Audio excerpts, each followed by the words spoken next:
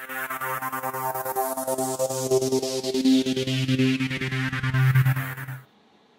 day, internet people. It's Draw the Trigger here, and there's a bunch of news today, so we're just going to focus on the highlights here.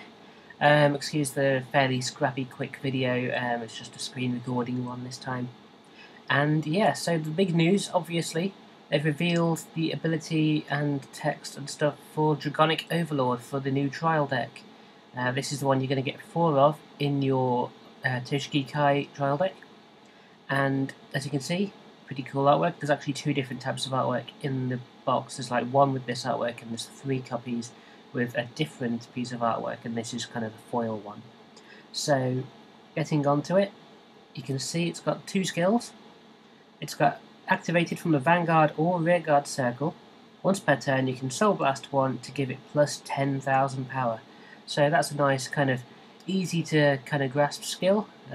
Pretty good. Obviously, the original Dragonic Overlord was Counterblast 3 to give it plus 5 and the ability to restand if it doesn't hit. Or if it does hit, sorry, if it hits a rearguard, that was right. If it hit a rearguard, it's me forgetting the card. Anyway, so that kind of ties into the second skill here. Basically, once per turn from the Vanguard circle, when the attack hits, you can pay the cost of Counterblast 1, discard 2 cards from your hand. You can restand the unit and it gets drive -1 until the end of turn. So obviously in this case, it can hit a Vanguard or a Rearguard, it doesn't matter which, as long as it hits. You can pay the cost of Counterblasting 1, discarding 2 of your cards, which might as well just be your twin drive that you did earlier. Then you can stand the unit and it gets drive -1. So it's a little bit more effective than the original Overlord in that regard, because the original one you had to pay the Counterblast 3 in the main phase, essentially. And then if you didn't kind of hit the unit you were trying to kill at first, if your opponent blocked that, you didn't get your restand at all, and you only got drive of 1 even on your first check in that situation, which was a bit of a pain. Now, obviously, the one thing that this can't do that the original Overlord can is it can't restand on the rear guard, whereas the original one could. This one's only on the Vanguard circle for that usage. So you kind of, if you have it on the rear guard, it's just going to be a potentially 23k unit swinging in, unless it's obviously on force counters or whatever. Obviously, you can see up there it's got the force marker on it as well, so you will get a force counter when you ride this guy onto the Vanguard circle. So yeah, it's a nice little homage to the original Dragonic Overlord. It's a little bit different, it's got its own little twist. Obviously the power has increased, but it does seem fairly reasonable, especially with the higher shields, and the fact that if your opponent has the card to guard this, then it won't be restanding unless you can somehow really burst your way through. If they perfect guard it, it's just not going to restand. So it's a real on-hit threat, but your opponent's probably going to do everything they can to make sure they don't take that hit. Anyway, so there's another Kagero Grade 3 revealed, this time it's from the first booster set, the Unite Team Q4 booster set, and it's Vortex Dragon. So this was a card Kai very briefly used in the original series, and when I say very briefly, I mean very briefly. It wasn't particularly good, it was a Mega Blast before, and let's face it, Mega Blasts were never particularly good, and Kagero always counterblasted a lot, so you didn't really kind of have the counterblast for a Mega Blast, so it was generally a bad idea to have it. So you'll notice it's a single rare. It has no imaginary gift ability, so it's basically not one that you probably want to ride necessarily. However, it does have a Vanguard unit skill. Once per turn, cast Counterblast 2, choose one of your opponent's rear guards and retire it. If the number of cards in your damage zone is 5, discard all cards from your hand and retire all of your opponent's rear guards. So that's kind of like the equivalent of the Mega Blast to an extent. It's kind of like a last ditch. Against all odds, I need to try and pull this game back, and this is my only gambit sort of move.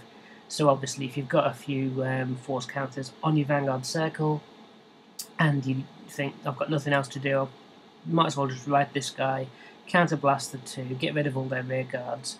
Yes, I'll drop whatever cards are left in my hand, possibly not a lot if I'm struggling, and kind of just really go for it with that. I mean, it does gain a lot of power if you do retire a full field, because this works on the Vanguard and Rearguard circle. When an opponent's Rearguard is retired during your turn, this unit gets power plus 5,000 until the end of turn. Now, I don't know if that works when you kill a Rearguard, or whether it has to be specifically from a skill that says retire that unit. I'm not entirely sure whether... Does wiping a unit out by an attack count as it retiring? I can't remember quite how that's worded, or whether that's the case. But either way, if you take out 5 units, it's getting plus 25,000. So it can potentially win you a game in the right situation, but it's not one that you're going to necessarily want to rely on. Hence why it's probably just a single rare. So yeah, I mean, it's pretty cool though. The artwork, I think, is a lot nicer than the original Vortex Dragon, and I can see it finding place in a few decks, at least as a tech choice, just for a powerful rearguard. Or, you know, just because you haven't got all the cards to build a fully functioning deck yet. We haven't seen what the rest of the cards are going to do, obviously. Dragonic Waterfall is likely to be your main grade 3 backup early on, but we'll see. Anyway, on to the last bit of news that I'm going to go through. Over to Cardfight Pro. Apart from these new cool little sleeves, I love the orange ones. They've announced the name of the first extra booster, which is the Destructive Roar. And obviously you've got Spike Brothers, Tachikaze and Mega Colony in this set. So it's 3 clans that were around fairly early in the original series.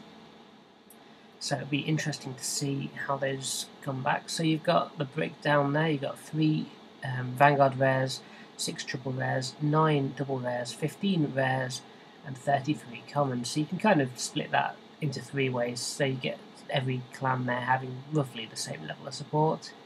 You've got SVR and OR extra rares, which you can see the details of there. And you've mainly got some familiar faces. So it mentions here you've got General Seafried, Ravenous Dragon Gigarex, and Machining Spark Hercules. You've also got Doobie Doobie Doo, that's the artists.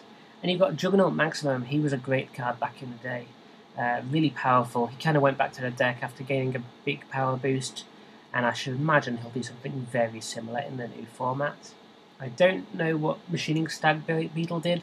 I never really played Machining, and I don't really know if I played against them a whole lot, to be honest, so I have to profess a little bit of ignorance on that one. And lastly, you've got these Stride units, which I don't know if they're being printed just as like a promo, or whether it is just deck dividers like it says there. But obviously, if there are Strides as like top box toppers or something, then they're obviously not going to be usable in games of Standard, but you will be able to use them in premium games. And yeah, so that's the majority of the news from today. Some pretty cool stuff. I do really like that artwork. Yeah, very, very nice. So yeah, let us know what you think down in the comments below. Is there anything here that you're particularly excited for, or are you holding off for another clan? Just let us know, pop your comments down below, and we'll catch you later. Hope you enjoyed this little video, and bye!